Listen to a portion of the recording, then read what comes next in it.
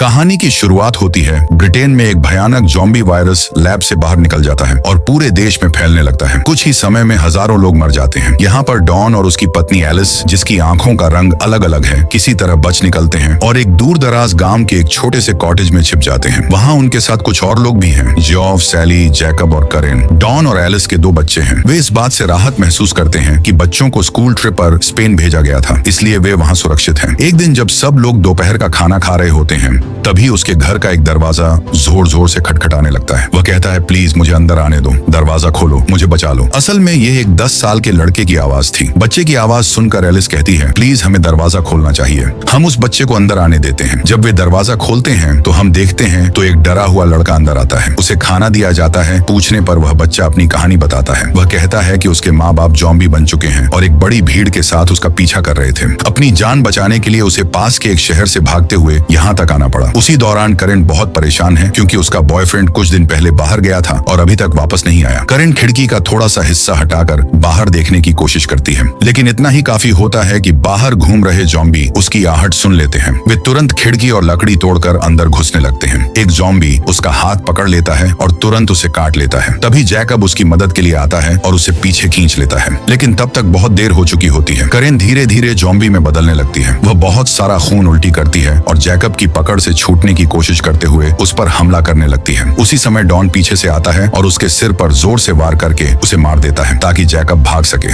इसी दौरान और भी ज़ॉम्बी वहां पहुंच रहे होते हैं। डॉन उन्हें रोकने के लिए वहीं रुक जाता है ताकि बाकी लोग भाग सकें। एलिस और वह छोटा लड़का कॉरिडोर की तरफ भागते हैं, लेकिन दूसरी खिड़कियों से भी ज़ॉम्बी अंदर घुसने लगते हैं, इसलिए दोनों ऊपर की मंजिल की तरफ भागते हैं। लड़का इतना तेज दौड़ता है कि एलिस उससे बिछड़ जाती है। उधर जियोफ, सैली और जैकब कॉटेज के खलिहान से भागने की कोशिश करते हैं, लेकिन ज़ॉम्बी उनका पीछा करते हुए वहां भी पहुंच जाते हैं। जियोफ दरवाजा पकड़कर खड़ा हो जाता है ताकि सैली और जैकब भाग सकें। कुछ ही सेकंड में ज़ॉम्बी दरवाजा तोड़ देते हैं और जियोफ उन पर टूट पड़ते हैं। कुछ ही पल में ज़ॉम्बी उसे मारकर खा जाते हैं। सैली अपने पति को मरते देख रोने लगती है, लेकिन उसी पल की देरी उसकी जिंदगी ले लेती है। ज़ॉम्बी उसे भी पकड़ लेते हैं। जैकब उसे बचाने की कोशिश करता है, लेकिन वह इतना ताकतवर नहीं है। आखिरकार उसे मजबूर होकर दरवाजा बंद करना पड़ता है और खिड़की से भागकर अपनी जान बचाता है, जबकि सैली को भी ज़ॉम्बी खा जाते हैं। नीचे डॉन कई ज़ॉम्बी को मार गिराता है, लेकिन लड़ाई में उसका हथियार गिर जाता है, इसलिए उसे भी भागना पड़ता है। तभी उसे एलिस की चीख सुनाई देती है। वह तुरंत उसके पास भागता है और उसे वहां से भागने के लिए कहता है, लेकिन एलिस मना कर देती है। वह कहती है कि वह उस बच्चे को छोड़े बिना कहीं नहीं जाएगी। डॉन पीछे रुक जाता है। इसी बीच एलिस को आखिरकार वह लड़का छिपा हुआ मिल जाता है, लेकिन अचानक एक ज़ॉम्बी उनके बीच आ जाता है और डॉन तक पहुंचने का रास्ता रोक देता है। एलिस मदद के लिए चिल्लाती है, डॉन मेरी मदद करो, लेकिन डॉन डर जाता है। डर के कारण वह दरवाजा बंद कर देता है और खिड़की से बाहर कूदकर भागने लगता है। इस तरह वह अपनी पत्नी और उस बच्चे को घर के अंदर ज़ॉम्बियों के बीच छोड़ देता है। दर्जनों ज़ॉम्बी उसका पीछा करने लगते हैं। डॉन खेतों के बीच भागता जाता है और पीछे खिड़की पर खड़ी एलिस की पुकार को अनदेखा कर देता है। आखिरकार वह नदी के किनारे बने एक डॉक तक पहुंच जाता है, जहां जैकब एक मोटर बोट से भागने की कोशिश कर रहा होता है। डॉन जल्दी से बोट पर चढ़कर बोट स्टार्ट करने लगता है, जबकि जैकब रस्सी खोल रहा होता है। लेकिन जैसे ही जैकब बोट पर कूदने की कोशिश करता है, उसका पैर फिसल जाता है और वह पानी में गिर जाता है। पानी में मौजूद ज़ॉम्बी तुरंत उसे काट लेते हैं। कुछ ही पलों में जैकब भी ज़ॉम्बी बन जाता है और डॉन पर हमला करने की कोशिश करता है। डॉन उसे लात मारकर नीचे गिरा देता है और आखिरकार मोटर बोट स्टार्ट कर देता है। बोट के पीछे लगे प्रोपेलर ब्लेड जैकब को काट देते हैं और डॉन वहां से सुरक्षित निकल जाता है। वायरस फैलने के 15 दिन बाद पूरे ब्रिटेन को क्वारंटीन कर दिया जाता है। 28वें दिन तक ये वायरस पूरे देश को तबाह कर चुकी होती है। इसके 5 दिन बाद ज़ॉम्बी भूख से मरने लगते हैं, क्योंकि उन्हें खाने के लिए कोई इंसान नहीं मिल रहा था। 11 हफ्ते बाद अमेरिका की सेना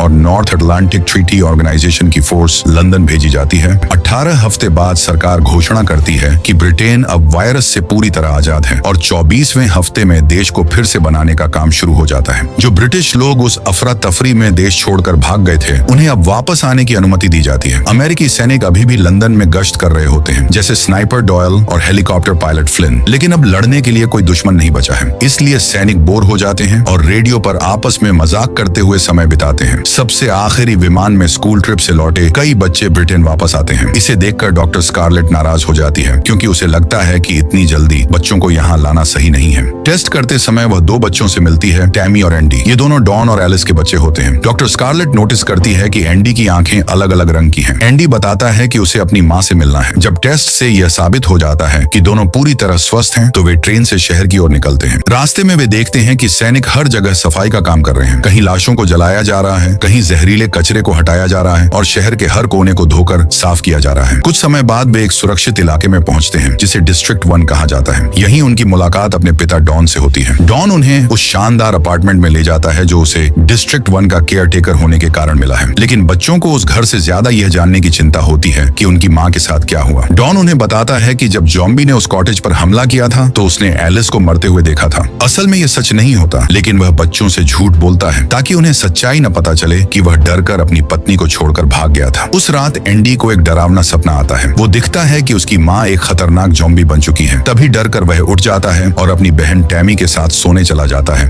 वह उससे कहता है कि उसे डर लग रहा है कि कहीं वह अपनी माँ का चेहरा ही भूल न जाए। अगली सुबह एंडी और टैमी अपने पिता के काम पर जाने का इंतजार करते हैं। जैसे ही डॉन घर से निकलता है, दोनों बिना बताए चुपचाप अपार्टमेंट से बाहर निकल जाते हैं। लेकिन छत पर अपनी पोस्ट से स्नाइपर डॉयल उन्हें देख लेता है और तुरंत अपनी टीम को वॉकी टॉकी पर खबर देता है। लेकिन तब तक दोनों भाई बहन शहर के उस हिस्से में पहुंच चुके होते हैं जहां कोई नहीं है। काफी समय बाद उन्हें पहली बार ऐसा लगता है कि कोई बड़ा उन्हें रोकने या डांटने वाला नहीं है। पिज्जा की दुकान के बाहर उन्हें खाना डिलीवरी बाइक दिखाई देती है। टैमी चाबी ढूंढने के लिए अंदर जाती है। जैसे ही वह अंदर पहुंचती है, वह डर जाती है। अंदर हर जगह सड़ी हुई लाशें पड़ी होती हैं। वह अपना मुंह और नाक ढककर धीरे धीरे आगे बढ़ती है और एक लाश की जेब से चाबी निकालती है। फिर वह एक हेलमेट भी उठा लेती है और बाहर आकर अपने भाई एंडी से मिलती है। दोनों बाइक पर बैठकर शहर की सड़कों से निकल जाते हैं। रास्ते में वे टूटी हुई बिल्डिंग और जली गाड़ियां देखते हैं और पिछले महीनों में बनाए गए दर्जनों नए कब्रिस्तान। आखिरकार वे अपने पुराने घर पहुंच जाते हैं। वहां वे अपनी माँ एलिस की एक तस्वीर लेते हैं और अपने कुछ पुराने सामान भी इकट्ठा करते हैं। जब एंडी अटारी में जाता है तो वह देखता है कि खिड़कियां ढकी हुई हैं और मेज पर सड़ा हुआ खाना पड़ा है। दीवारों पर अजीब अजीब निशान बने होते हैं और वहाँ टैमी और एंडी के नाम भी लिखे होते हैं। अचानक उसे आईने में किसी की परछाई दिखती है। पहले उसे लगता है कि वह टैमी है, लेकिन अगले ही पल वह व्यक्ति सामने आता है। वह एलिस होती है। उसकी एक आंख खून से लाल है, लेकिन बाकी सब कुछ सामान्य लगता है। एलिस तुरंत दौड़कर एंडी को गले लगा लेती है। पहले एंडी खुश हो जाता है कि उसकी माँ जिंदा है, लेकिन कुछ ही पल बाद एलिस उसे बहुत जोर से पकड़ने लगती है। तभी सेना वहाँ पहुँच जाती है। सैनिक तुरंत बच्चों को अलग ले जाते हैं और एलिस को पकड़कर अपने साथ ले जाते हैं। कुछ समय बाद एलिस को अच्छी तरह नहलाया जाता है और एक स्ट्रेचर से बांध दिया जाता है। डॉक्टर स्कारलेट उससे सवाल पूछने की कोशिश करती है, लेकिन एलिस चुप रहती है। स्कारलेट उसका खून जांचती है और एक हैरान करने वाली बात पता चलती है। एलिस को जॉम्बी ने काटा था, फिर भी वह जॉम्बी में नहीं बदली। जांच के बाद स्कारलेट समझती है कि एलिस के शरीर में वायरस मौजूद है। वह दूसरों को संक्रमित कर सकती है, लेकिन वह खुद उससे इम्यून है। इसका मतलब है कि एलिस शायद उस वायरस के इलाज या वैक्सीन की कुंजी हो सकती है। लेकिन ऊपर बैठे अधिकारी एक अलग फैसला लेते हैं। वे कहते हैं कि एलिस को तुरंत मार देना चाहिए क्योंकि वह किसी को भी संक्रमित कर सकती है, और वे डॉक्टर स्कारलेट को ऑर्डर देते हैं कि वह अपना रिसर्च एलिस की लाश पर बाद में करे। इधर टैमी और एंडी को क्वारंटीन में रखा जाता है। जब डॉन उनसे मिलने आता है तो दोनों उस पर चिल्लाते हैं क्योंकि उसने उनकी माँ के बारे में झूठ बोला था। गिल्ट से भरा डॉन चुपचाप सैन्य सुरक्षा से बचकर आइसोलेशन रूम में एलिस से मिलने जाता है। वह उससे माफी मांगता है और कहता है कि वह डर के कारण भाग गया था। एलिस उसे शांत होकर जवाब देती है, आई लव यू। ये सुनकर डॉन का दिल पिघल जाता है। वह भी कहता है आई लव यू दो और उसे किस कर लेता है। लेकिन उसी पल अचानक सब कुछ बदल जाता है। एलिस की लार तुरंत डॉन को संक्रमित कर देती है। कुछ ही सेकंड में उसका शरीर कांपने लगता है। वह दर्द से चिल्लाने लगता है और धीरे धीरे जॉम्बी में बदल जाता है। एलिस डर जाती है, लेकिन वह स्ट्रेचर से बंधी हुई है और भाग नहीं सकती। संक्रमित डॉन उस पर टूट पड़ता है, उसे बुरी तरह पीटता है, उसकी गर्दन में काटता है और आखिर में उसकी आंखें कुचल देता है।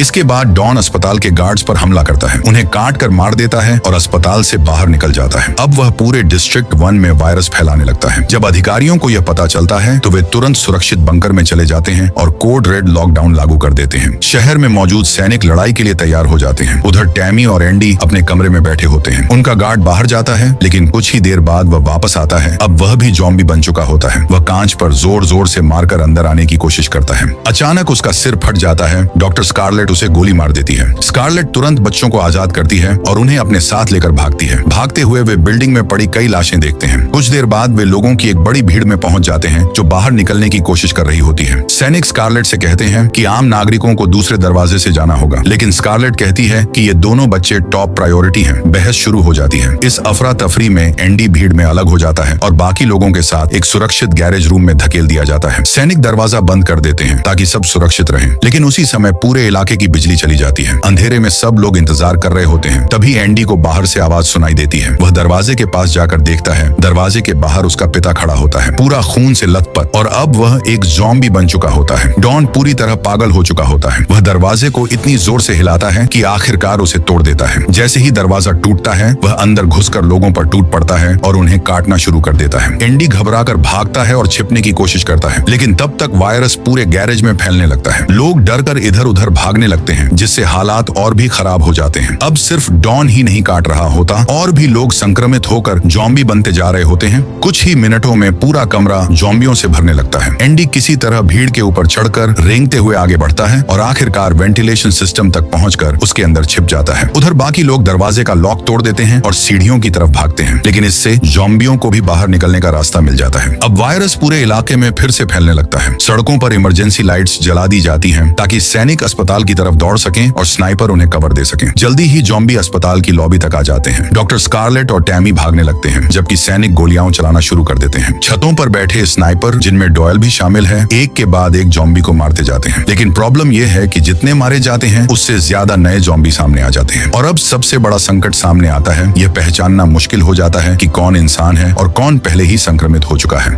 सैनिकों को सिर्फ ज़ॉम्बी को मारने का ऑर्डर था, लेकिन सुरक्षा कैमरों में फैलते हुए इस पागलपन को देखकर ऊपर बैठे अधिकारी मान लेते हैं कि हालात उनके कंट्रोल से बाहर हो चुके हैं। फिर वे एक क्रूर आदेश देते हैं, जो भी दिखाई दे सबको मार दो। इसके बाद शहर में असली नरसंहार शुरू हो जाता है। गोलियां हर तरफ चलने लगती हैं। इसी अफरा तफरी के बीच एंडी वेंटिलेशन से बाहर निकलता है और सीधे इस खतरनाक हंगामे के बीच पहुंच जाता है, जिस पर स्नाइपर डॉयल नजर रख रहा होता है। डॉयल निर्दोष लोगों को मारने से इनकार कर देता है। वह एंडी के आसपास के सभी ज़ॉम्बियों को गोली मार देता है, यहाँ तक कि उस ज़ॉम्बी को भी जो एंडी को मारने ही वाला। इससे एंडी को भागने का मौका मिल जाता है और वह कुछ बचे हुए लोगों के साथ निकल जाता है। लेकिन हालात अभी भी बिगड़ते जा रहे होते हैं। कुछ ज़ॉम्बी बिल्डिंग की छतों तक पहुंच जाते हैं और वहां मौजूद दूसरे स्नाइपर्स पर हमला कर उन्हें मारने लगते हैं। सड़क को किसी तरह खाली कराने के बाद स्नाइपर डॉयल समझ जाता है कि अब वहां रुकना मौत को बुलाने जैसा है, इसीलिए उसे भी भागना पड़ता है। बचे हुए लोग भागकर एक गोदाम में छिपते हैं। वहीं एंडी फिर से स्कारलेट और अपनी बहन टैमी से मिल जाता है और उन्हें बताता है कि उनका पिता अब ज़ॉम्बी बन चुका है। कुछ देर बाद डॉयल भी वहां पहुंचता है और कहता है कि अगर वे यहीं रहे तो सेना उन्हें भी मार देगी, इसलिए वह उन्हें सुरक्षित बाहर निकालने में मदद करेगा। टीम पीछे के दरवाजे से बाहर निकलता है और अंधेरी गलियों से चुपचाप आगे बढ़ता है ताकि सैनिकों की नजर उन पर न पड़े। तभी हेलीकॉप्टर पायलट फ्लिन ऊपर से उड़ता हुआ आता है। डॉयल रेडियो पर उससे बात करके उसे थोड़ी देर रोकता है और बाकी लोगों को आगे बढ़ने का मौका देता है। लेकिन फ्लिन एक बुरी खबर देता है, सेना 4 मिनट के अंदर पूरे डिस्ट्रिक्ट 1 पर बम गिराने वाली है। डॉयल उसे मनाता है कि वह रीजेंट्स पार्क में आकर उसे उठा ले, लेकिन वह यह नहीं बताता कि उसके साथ और भी लोग हैं। अब सब लोग तेजी से पार्क की तरफ भागते हैं। अचानक एक स्नाइपर गोली चलाता है और समूह के एक आदमी को मार देता है। बाकी लोग तुरंत छिपने की कोशिश करते हैं, लेकिन स्नाइपर लगातार गोली चलाता रहता है। इस हमले में कुछ और लोग मारे जाते हैं। स्कारलेट के हाथ में गोली छूकर निकल जाती है। अब केवल 4 लोग बचते हैं, स्कारलेट, टैमी, एंडी, डॉयल और एक आदमी जिसका नाम सैम है। दीवार के पीछे छिपकर डॉयल धातु के एक टुकड़े पर पड़ती रोशनी से स्नाइपर को संकेत देने की कोशिश करता है। स्नाइपर तुरंत उस धातु के टुकड़े को गोली मारकर गिरा देता है। तभी डॉयल समझ जाता है कि वह कोई प्रशिक्षित सैनिक नहीं है, वह बस एक डरा हुआ आम आदमी है जो घबराहट में गोली चला रहा है। डॉयल सैम से कहता है कि वह जिगजैग दौड़कर स्नाइपर का ध्यान भटकाए, लेकिन सैम डर के कारण मना कर देता है। तब एंडी खुद आगे निकल आता है। वह जिगजैग दौड़ना शुरू करता है। अनुभवहीन स्नाइपर उसकी चाल समझ नहीं पाता और हर गोली चूक जाती है। इसी दौरान डॉयल को सही मौका मिल जाता है और वह एक ही गोली में स्नाइपर को मार गिराता है। एंडी दूसरी दीवार के पीछे छिप जाता है। तभी वह पास में अपने पिता डॉन को खड़ा देखता है। वह डर से जम जाता है, लेकिन इससे पहले कि वह कुछ कर सके, बाकी लोग उसे पकड़कर अपने साथ खींच लेते हैं। जब वह पीछे मुड़कर देखता है तो डॉन गायब हो चुका होता है। अब सब लोग पूरी ताकत से भागते हैं और एक बाट पार करके डिस्ट्रिक्ट 1 से बाहर निकल जाते हैं और उसी क्षण पूरा इलाका बमों से उड़ाया जाने लगता है। हर तरफ बमबारी शुरू हो जाती है। हजारों लोग मारे जाते हैं। इसके साथ ही स्कारलेट की वैक्सीन बनाने की सारी रिसर्च भी नष्ट हो जाती है। अस्पताल की खिड़कियों से आग अंदर फैल जाती है और वहीं बंधी हुई एलिस भी उस आग में जलकर मर जाती है। पूरा ग्रुप लगातार भागते हुए एक टनल में पहुंचता है। पीछे से आग भी उसी टनल तक पहुंच रही होती है, लेकिन वे समय रहते बाहर निकल जाते हैं और कुछ ही सेकंड बाद वह बिल्डिंग भी जोरदार धमाके के साथ उड़ जाती है। दूर एक सुरक्षित बंकर में बैठे जनरल यह सब कैमरों में देख रहे होते हैं, लेकिन अचानक उन्हें एक और खतरनाक बात दिखाई देती है। बमबारी के बाद भी बहुत सारे ज़ॉम्बी बच गए हैं। अब वे पूरे लंदन में फैल रहे हैं, हर बिल्डिंग में घुसकर लोगों को ढूंढ रहे हैं और हर जगह अराजकता फैला रहे हैं। सुबह होने तक डॉयल और उसका टीम आखिरकार रीजेंट्स पार्क पहुंच जाता है। वायरस फैलने के बाद से यह जगह पूरी तरह खाली पड़ी है। वे हेलीकॉप्टर पायलट फ्लिन का इंतजार करते हैं। इसी दौरान स्कारलेट डॉयल को एलिस के बारे में सब बताती है कि एलिस वायरस वायरस से संक्रमित थी, लेकिन फिर भी ज़ॉम्बी नहीं बनी। और हो सकता है कि उसके बच्चों में भी वही खास जीन मौजूद हो जो भविष्य में वैक्सीन बनाने की कुंजी बन सकता है। तभी फ्लिन रेडियो पर संपर्क करता है और बताता है कि वह रास्ते में है, लेकिन उन्हें उन ज़ॉम्बियों से सावधान रहना होगा जो बमबारी से बचकर निकल आए हैं। डॉयल तुरंत सबको लंबी घास में छिपने को कहता है। कुछ ही देर में फ्लिन हेलीकॉप्टर लेकर पास में उतरता है, लेकिन जैसे ही वह बाकी लोगों को देखता है वह गुस्से में आ जाता है और उन्हें साथ ले जाने से मना कर देता है। दोनों के बीच बहस शुरू हो जाती है। उसी समय सैम देखता है कि ज़ॉम्बी धीरे धीरे उनकी तरफ बढ़ रहे हैं। डर के मारे वह हेलीकॉप्टर को पकड़कर लटक जाता है। गुस्से में फ्लिन हेलीकॉप्टर को तेजी से उड़ाने लगता है ताकि सैम नीचे गिर जाए, लेकिन तभी ज़ॉम्बी पार्क तक पहुंच जाते हैं। अब फ्लिन हेलीकॉप्टर नीचे लाता है और एक पागलपन भरा फैसला करता है। वह हेलीकॉप्टर के घूमते हुए रोटर ब्लेड से ही ज़ॉम्बियों को काटना शुरू कर देता है। घूमते ब्लेड ज़ॉम्बियों को चीरते हुए निकलते हैं। पूरी घास खून और मांस के टुकड़ों से भर जाती है, लेकिन फिर भी कुछ ज़ॉम्बी बच जाते हैं और डॉयल, स्कारलेट, टैमी और एंडी के पीछे दौड़ने लगते हैं। उधर सैम आखिरकार हेलीकॉप्टर से गिर जाता है और क्योंकि वह पूरा खून से लथपथ है, ज़ॉम्बी तुरंत उसकी तरफ खींचे चले आते हैं। सैम के गिरने के बाद लगभग तय है कि वह भी ज़ॉम्बी बन जाता है। उधर डॉयल, स्कारलेट और दोनों बच्चे जितनी तेजी से हो सके भागते रहते हैं। डॉयल बीच बीच में पीछे मुड़कर उन ज़ॉम्बियों पर गोली चलाता है जो बहुत करीब आ जाते हैं। हेलीकॉप्टर में बैठा फ्लिन रेडियो पर डॉयल से कहता है कि वह वेम्बली स्टेडियम आ जाए, लेकिन वह साफ कह देता है कि वह बाकी लोगों को नहीं उठाएगा। जब पूरा ग्रुप एक मोड़ पर पहुंचता है तो वे देखकर दंग रह जाते हैं कि सेना पूरे शहर में जहरीली गैस छोड़ रही है। बचने के लिए वे जल्दी से एक कार के अंदर छिप जाते हैं। तभी ज़ॉम्बी वहां पहुंच जाते हैं और कार को जोर जोर से हिलाने लगते हैं। उनका खून कार की खिड़कियों पर फैल जाता है, लेकिन कुछ ही सेकंड में गैस वहां पहुंच जाती है और सभी ज़ॉम्बी तुरंत मर जाते हैं। थोड़ी देर बाद सैनिक फ्लेम थ्रोवर लेकर आते हैं ताकि जो भी जीवित बचे हों उन्हें जला दें। डॉयल कार स्टार्ट करने की कोशिश करता है, लेकिन इंजन काम नहीं करता। तब वह खुद बाहर निकलता है और कार को धक्का देकर जंप स्टार्ट करने की कोशिश करता है। इससे स्कारलेट और बच्चे कार में बैठकर निकलने में सफल हो जाते हैं, लेकिन डॉयल खुद नहीं बच पाता। सैनिक उसे फ्लेम थ्रोवर से जला देते हैं और वह वहीं मर जाता है। अब स्कारलेट खुद ड्राइविंग सीट संभालती है और तेजी से लंदन की सड़कों से निकलने लगती है, लेकिन दूसरे सैन्य हेलीकॉप्टर उन्हें देख लेते हैं और उन पर गोली चलाना शुरू कर देते हैं। लेकिन बहुत कठिनाई झेलने के बाद किसी तरह वह लोग गोलियों से बचते हुए स्कारलेट कार को मेट्रो टनल में घुसा देती है। अब वे आगे पैदल जाने लगते हैं। नीचे की सुरंगों में घना अंधेरा है, इसलिए स्कारलेट डॉयल का नाइट विजन स्कोप इस्तेमाल करती है और बच्चों को एस्केलेटर से नीचे ले जाती है, लेकिन नीचे जमीन पर पुरानी लाशें पड़ी होती हैं। उन पर पैर पड़ते ही वे फिसल जाते हैं और गिरकर अलग अलग दिशाओं में बिखर जाते हैं। लाशों के बीच चलते हुए स्कारलेट जोर जोर से बच्चों के नाम पुकारती है। आखिरकार उसे टैमी मिल जाती है, लेकिन उनकी आवाज सुनकर एक ज़ॉम्बी भी उन्हें ढूंढ लेता है और उनकी तरफ बढ़ने लगता है। ज़ॉम्बी डॉयल का हथियार उठा लेता है और उसी से स्कारलेट को बेरहमी से मारता रहता है जब तक कि वह मर नहीं जाती। आखिरकार ज़ॉम्बी उसे मर देता है। ज़ॉम्बी के जाने के बाद टैमी वह हथियार उठाती है और स्कारलेट की लाश देखकर टूट जाती है। उधर एंडी अंधेरी मेट्रो प्लेटफॉर्म पर पहुंच जाता है। वही ज़ॉम्बी उसे ढूंढ लेता है जिसने स्कारलेट को मारा था।